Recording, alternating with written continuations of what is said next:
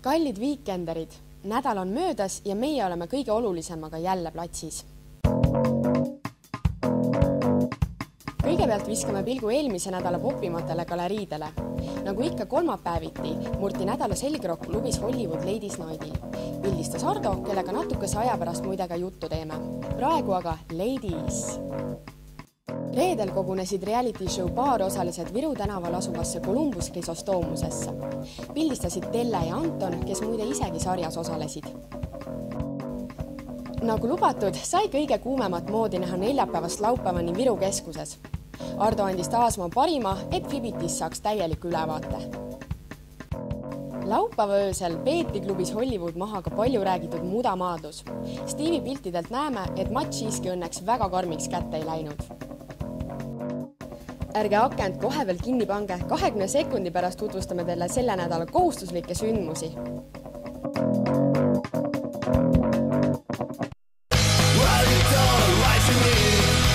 Zennis on palju lahedaid tüüpe. Lae oma Zenni kuidas tahad. Näiteks selle uudse laadimiskaardiga ja räägid nende kõigiga tasuta. Vaata lisaks zen.ee.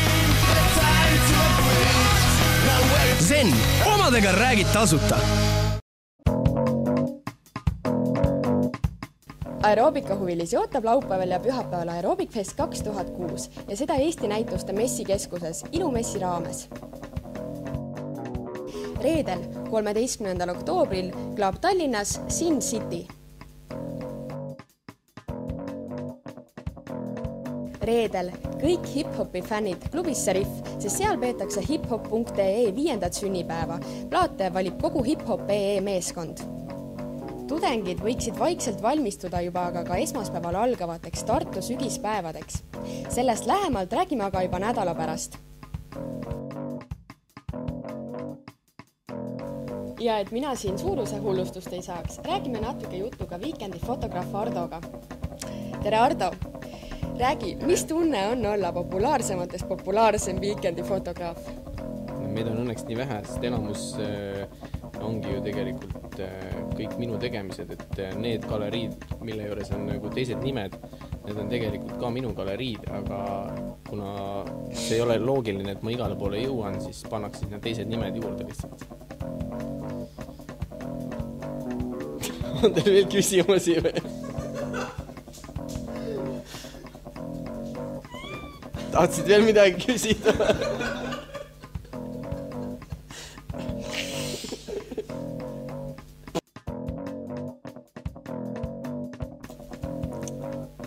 Selleks korraks jälle kõik. Julgen aga juba lubada, et järgmisel korral räägime ühest väga huvitavast retropeost muu hulgas. Kolmapäevani.